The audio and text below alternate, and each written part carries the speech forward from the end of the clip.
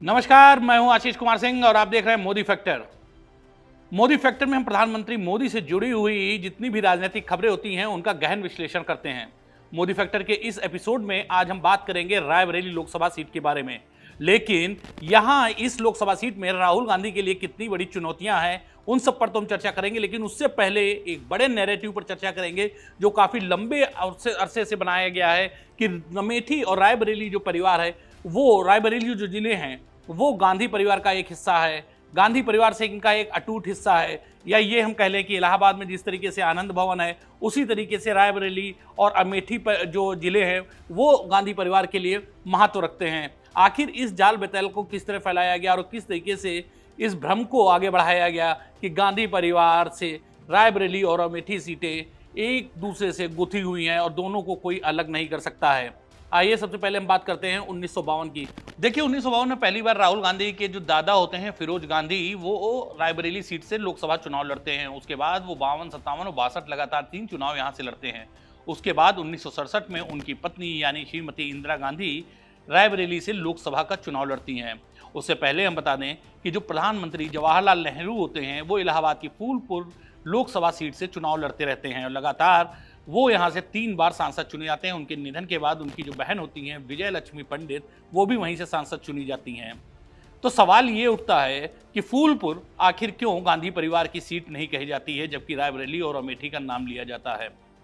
बहरहाल जब विजय लक्ष्मी पंडित की भी मृत्यु हो जाती है उसके बाद गांधी जो परिवार है वो अपनी सीट बदल देता है और रायबरेली और अमेठी में ये लोग आकर डेरा डाल देते हैं।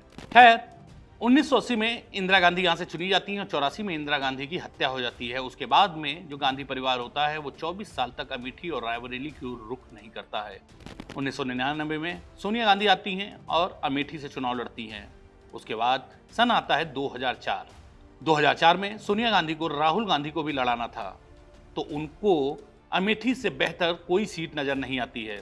सोनिया रायबरेली शिफ्ट कर लेती हैं और राहुल को अमेठी से उतारती हैं। और अमेठी से उतारने की बड़ी वजह थी कि यहाँ से उनके पिता राजीव गांधी सांसद रह चुके थे। तो एक तरीके से कि जैसे लोगों के अंदर एक इमोशनल सेंटीमेंट पैदा किया जाए कि देखिए बाप की जो विरासत है वो बेटे को सौंपी जा रही है, आप लोगों के ऊपर कंधों पर बड़ी एक जिम्मेदारी होगी। तो इसी सब को ध्यान में रखते हुए ये पूरा एक तिलिस्म बनाया जाता है और राहुल गांधी को अमेठी से लॉन्च कर दिया जाता है। अब सवाल ये उठता है कि आखिर पूरे देश में कांग्रेस का सफाया हो गया, लेकिन 25 साल से रायबरेली में कांग्रेस ये सीट कैसे जीतती आ रही है। तो लोग बोलते हैं, जैसे किसी से भी पूछ लीजिए कि क्या है, तो बोलते हैं कि देखिए कांग्रेस से कोई मतलब नहीं है। रायबरेली और अमेठी जो सीट है वो उनके परिवार का हिस्सा है। लोगों का जो जुड़ाव है वो गांधी परिवार से है, गांधी परिवार से बड़ा इमोशनल अटैचमेंट है और गांधी परिवार का भी रायबरेली और अमेठी से बड़ा इमोशनल अटैचमेंट है। लेकिन ये इमोशनल अटैचमेंट समझ में नहीं आता है कि 1984 के बाद जब इंदिरा गांधी की हत्या हो जाती है उसके बाद में 24 साल तक ये परिवार पलट कर इन जिलों में क्यों नहीं आता है। आखिर इन सीटों का क्या हो रहा होता है, यहाँ के लोगों का क्या होता है, क्या पुरसहाल होता है, क्यों पता करने की कोशिश नहीं करते हैं। यही नहीं, आप अभी हाल का ही अगर उदाहरण दे दें कि कोविड के दौरान जब अभी अमेठी राहुल गांधी हार जाते हैं 2019 में, उसके बाद सोनिया गांधी रायबरेली जीत जाती हैं, लेकिन जब ये कोविड का वो आता है तो ये लोग इतना नाराज़ रहते हैं कि ना सोनिया गांधी ही कभी हाल लेने आती हैं और ना ही राहुल गांधी पलटकर अमेठी आते हैं कि जो इनकी ये पारंपरिक और पारिवारिक सीट है कि वहाँ के लोगों के क्या हाल चाल है। तो देखिए ये तो एक नैरेटिव बनाया गया। असली सच्चाई ये है कि जब पूरे देश में कांग्रेस का सफाया हो गया, यहाँ पे इनकी ताकत क्यों बनी रही, तो उसके पीछे सबसे बड़ी वजह है कि उत्तर प्रदेश में हम 4 बड़ी पार्टियों का नाम ले सकते हैं। कांग्रेस का नाम तो भले मजबूरी में लेना पड़ रहा है, लेकिन अब क्योंकि कांग्रेस से जुड़ी हुई खबर है कांग्रेस का नाम लेंगे, यानी कि सपा, बसपा, बीजेपी और कांग्रेस, ये 4 पार्टियां उत्तर प्रदेश में बड़ी हैं। लेकिन इसमें से जब भी सोनिया गांधी लड़ती थी या राहुल गांधी लड़ते थे तो इनके खिलाफ कभी भी सपा और बसपा ने अपना कैंडिडेट नहीं उतारा, यानी कि चुनाव सामान्य नहीं होते थे। बाकी जो 3 पार्टियां थी उनकी मिली भगत से होते थे, यानी कि एक तरफ तो भाजपा पड़ जाती थी, एक तरफ कांग्रेस आ जाती थी, सपा और बसपा का समर्थन कांग्रेस को हो जाता था। तो ये एक बड़ी वजह है, आप अपने दिमाग में डालकर चलिए। इसके अलावा हम आपको बता दें कि आप 2019 में देख लीजिए, समाजवादी, बीएसपी और आरएलडी का गठबंधन होता है, उस गठबंधन में कांग्रेस नहीं शामिल होती है, लेकिन गठबंधन फिर 2 सीटें छोड़ देता है। इसके लिए कांग्रेस के लिए सीटें कौन सी होती हैं? अमेठी और रायबरेली। तो जो कांग्रेस की यहाँ पे ताकत बताई जाती है, तो यहाँ पे कांग्रेस की ताकत नहीं थी। समाजवादी पार्टी का जो गढ़ माना जाता है वो रायबरेली जिला माना जाता है। रायबरेली में अगर किसी की वास्तविक ताकत है तो वो है समाजवादी पार्टी की। आप 2022 का ही चुनाव ले लीजिए, जैसे बोला जाता है कि जो प्रियंका गांधी हैं उसमें इंदिरा गांधी की छवि नजर आती है। वो बहुत अच्छी कैंपेनर हैं, उनका भाषण जो है वो राहुल गांधी से बड़ा अच्छा होता है। वो जिस तरीके से इलेक्शन को प्लान करती हैं, वहाँ के नतीजे बहुत अच्छे आते हैं। आप हिमाचल का देख लीजिए, इस तरीके से बड़े उदाहरण दिए जाते हैं। होता क्या है, 2022 का इलेक्शन होता है, प्रियंका गांधी उत्तर प्रदेश की प्रभारी होती हैं। उत्तर प्रदेश में अमेठी और रायबरेली के लोगों से कांग्रेस का कितना प्यार है, आप जरा नतीजों से देख लीजिए कि इन दोनों जिलों से कांग्रेस साफ हो जाती है। रायबरेली की 5 विधानसभा सीट में तो जमानत तक नहीं बचा पाती है कांग्रेस। तो ये गहन प्यार है एक दूसरे के प्रति।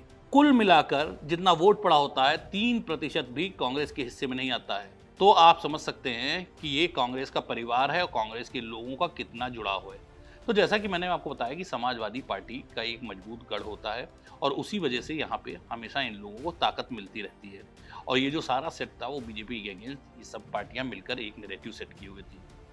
दूसरी बात आपको बता दें कि राहुल गांधी को जबरदस्ती जो यहाँ पे लाया जा रहा है, रायबरेली लड़ाया गया। आपने वीडियो देखा होगा जिस तरीके से नामांकन ये लोग करने आए थे, तो इनके सबके चेहरे देखकर आपको लग रहा होगा जैसे किसी शोक सभा में आए हुए हों या जबरदस्ती लाए गए हों।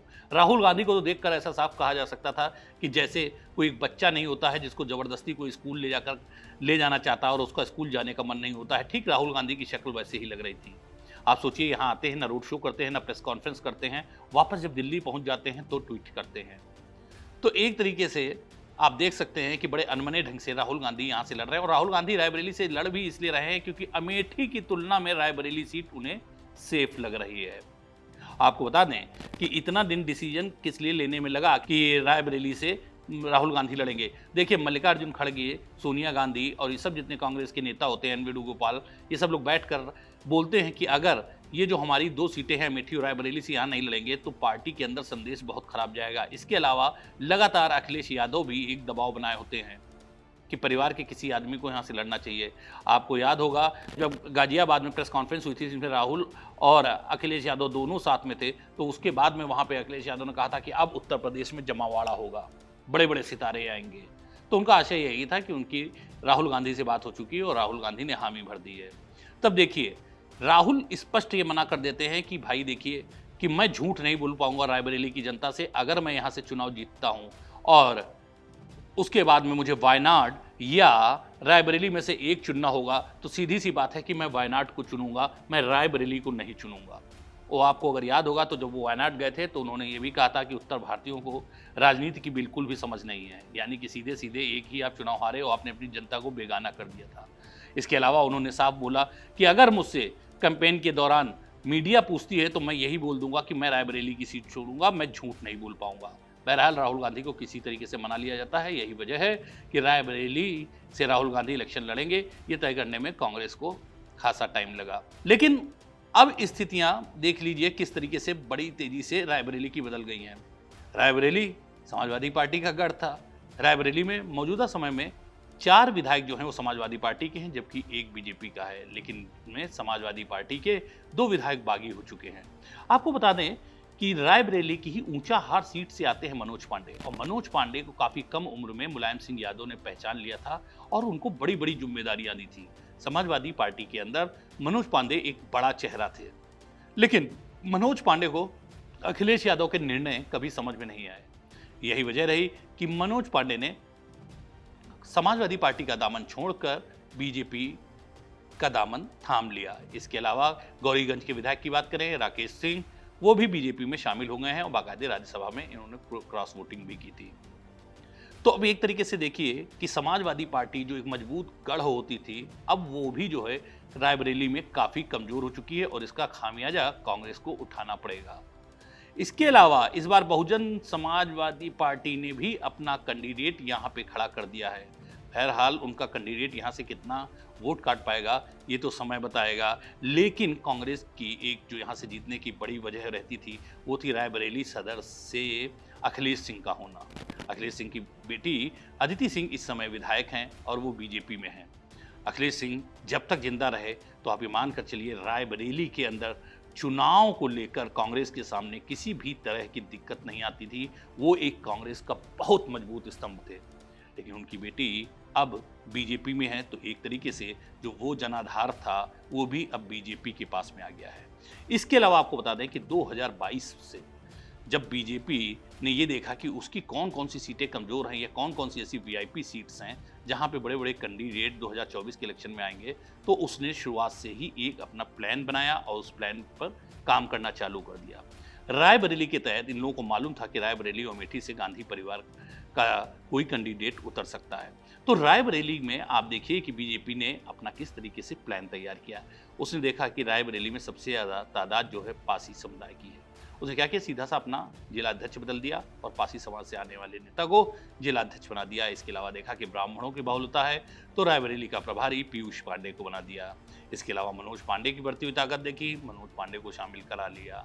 इसके अलावा बात कर रहे हैं जो राहुल गांधी को टक्कर देने मैदान में उतरे हैं, वो दिनेश प्रताप सिंह हैं। कभी वो कांग्रेस के काफ़ी करीबी माने जाते थे, लेकिन दिनेश सिंह आखिर यहाँ से फिर क्यों उतारे गए हैं, तो थोड़ा सा उनका भी इतिहास बता देते हैं कि दिनेश सिंह जब पिछली बार, आप ये सोच लीजिए कि समाजवादी पार्टी और बसपा और अल्डी का गठबंधन था और इन लोगों ने रायबरेली में अपना उम्मीदवार भी नहीं उतारा था, लेकिन आप दिनेश सिंह की ताकत या बीजेपी की ताकत को ही आप कह सकते हैं कि सोनिया गांधी का मार्जिन 2 लाख से ज़्यादा घट गया था। और यही वजह थी कि इस बार सोनिया यहाँ से लड़ने की हिम्मत नहीं जुटा पाई और राजस्थान से राज्यसभा जाने में ही अपनी बेहतरी समझी।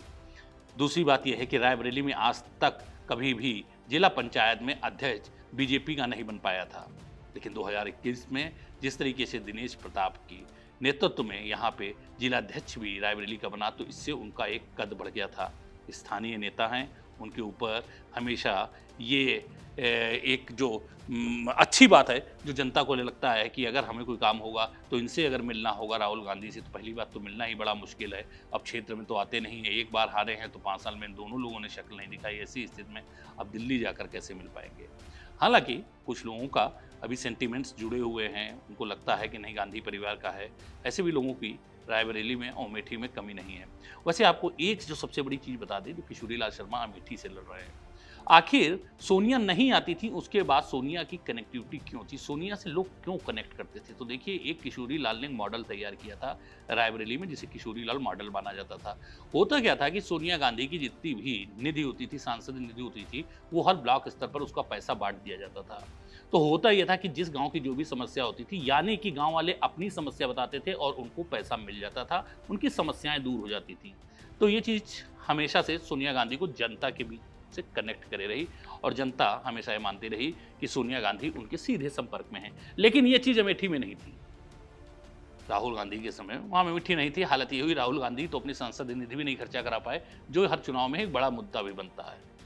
लेकिन इस बार 2019 के बाद में जो ये कनेक्टिविटी थी, ये भी एकदम ना के बराबर हो गई। एक तो कोविड में ना आना, उसके बाद इस कनेक्टिविटी का भी खत्म हो जाना, फिर बीजेपी का उभार, नरेंद्र मोदी की लोकप्रियता, ये कुछ और सबसे बड़ी बात यह है समाजवादी पार्टी का कमजोर हो जाना, बसपा का कैंडिडेट खड़ा कर देना। ये सब ऐसी वजह हैं जो राहुल गांधी के रास्ते में रोड़ा अटकाने के लिए काफ़ी हैं। तो अगर कोई ये सोच रहा है कि गांधी परिवार का एक हिस्सा है रायबरेली और अमेठी, लोगों का बड़ा भावनात्मक यहाँ से जुड़ा हो, तो ऐसा कुछ नहीं है। राहुल गांधी को निश्चित रूप से रायबरेली से कड़ी चुनौती मिलने वाली है और ये सिर्फ हम नहीं कह रहे हैं, ये राहुल गांधी को खुद पता है। बहरहाल चुनाव का क्या नतीजा होता है, इसकी भविष्यवाणी कोई नहीं कर सकता है, लेकिन जो मौजूदा तथ्य हैं मैंने आपके सामने उसको रखे, उनको देखकर आप भी अपना फैसला ले सकते हैं।